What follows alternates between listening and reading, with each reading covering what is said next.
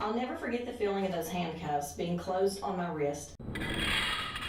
They were tighter than I imagined they needed to be. It's Tanya Craft's story as only she can tell it. A tell-all book documenting the allegations she faced, her arrest, and her acquittal. Count number 22, not guilty. It was something that when I look back at now and I even read it, it's like I'm reading somebody else's story. It's like there's no way that I could have gone through that. She says accused may surprise some. When my dad read it, because I actually printed it off before I got a hard copy and gave it to my dad for Father's Day. And when he read it, I asked him, I said, what meant the most to you, or what spoke to you the most when you read the book? And he said, I really didn't realize what you went through. It's no surprise Craft wrote about everyone from the judge to the prosecutors, the investigators, to her accusers. She doesn't hold back, only omitting the names of the children involved. None of the point of the book was to put anybody in a bad light, but I didn't put anybody in a bad light. If they put themselves there. The prosecution called Craft's acquittal disappointing, blaming the media for its outcome, despite the jury being sequestered. Mr. Franklin, if I could talk to you for just a minute. I've left a few messages. 5 years later, District Attorney Buzz Franklin hasn't returned Channel 3's multiple calls on Craft's case or most other cases. But the jury of 12 that found Craft not guilty hasn't been shy. Craft writes of her meetings with the foreman and others who agree she was falsely accused. I wouldn't be here if it wasn't for them. And I thank them from the bottom of my heart for me and for my children and my family. Craft says the book is her chance to say thank you to the 12 and to share with the world what went through her mind when she says they saw the truth. Mommy's coming, I said to both of them in my mind. Mommy will be there soon.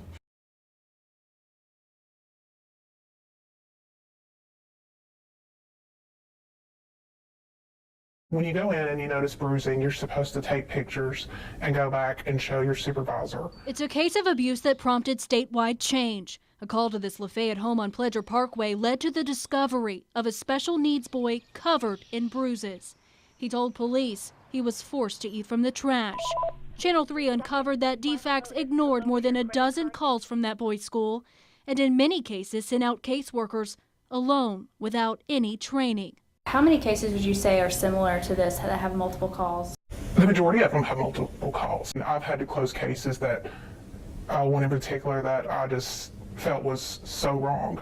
And the only reason that it was getting closed is because the director's like, okay, we're closing it. Those claims launched a review by the state, which uncovered poor leadership, communication, and community relationships within the Walker County office. It also showed a high turnover rate among staff. We have begun to revamp our training program entirely, and now we're working very intently on the turnover issue, which is at 36% over the last 2 years, and that's not tenable going forward. Interim Director Teresa Hughes stepped in to review all cases under the former director's leadership. Director Bobby Cagle admits there were a handful that needed to be revisited. We have seen a tremendous drop-off in the number of complaints. I've not received any from community folks. We've had a couple of case-related concerns. She's handled those very effectively. Now the Lafayette case has prompted a hard look at the entire state system. A blueprint for change includes hiring more staff, cutting down on the number of cases a worker handles at a time, and improving communication with families in crisis. Walker County DFACS has hired 3 new people since July. Caseloads there have significantly decreased to 20 cases per person from 50, with the help of surrounding counties assisting.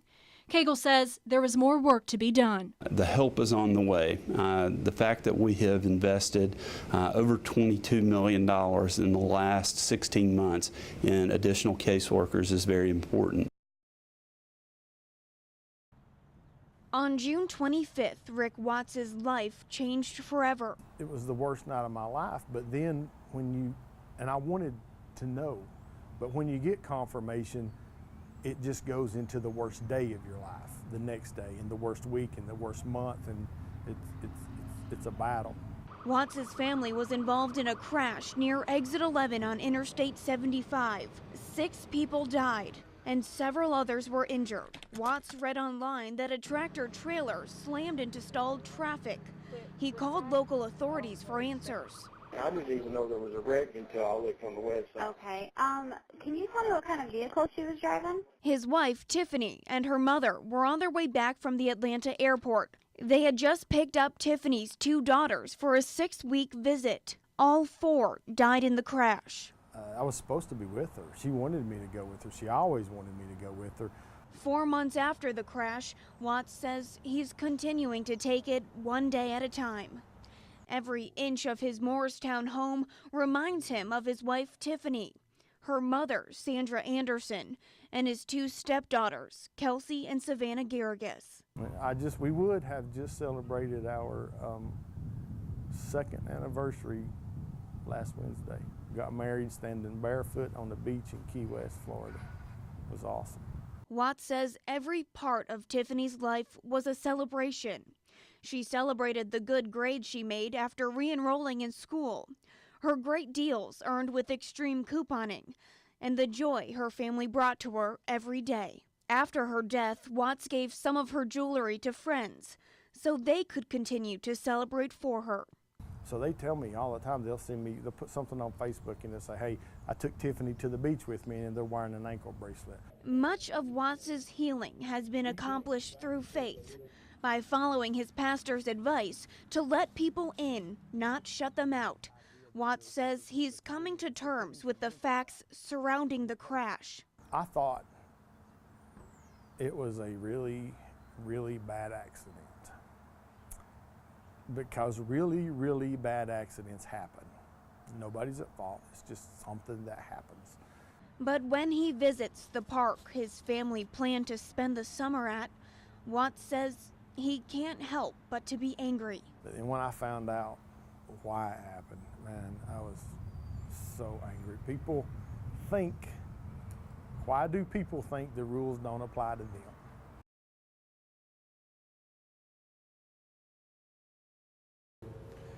Area pools are inspected every month during the summer months. We looked through more than 300 local pool inspections and found most pools in our area pass with flying colors, but on any given day there's a chance your pool could have a violation serious enough to temporarily shut it down. It's happened 3 times in our area this summer. When we begin an inspection, the first thing we're going to look at is the clarity of the water, the pH, and the total alkalinity. Lo Wilkins with the Hamilton County Health Department takes Channel 3 along for an inspection of a hotel pool in downtown Chattanooga. During the summer months, he's doing this just about every day, making sure every public pool is clean and safe. Let's break it down by the numbers. At the Hamilton County Health Department, they have 380 pools they inspect, rotating between the 7 inspectors. A pool this size takes about 30 minutes to inspect, and they inspect it every month that it's open. Wilkins is on the lookout for what he calls critical violations. If the water wasn't clear, the clarity issue, at that point we may have to close the pool temporarily.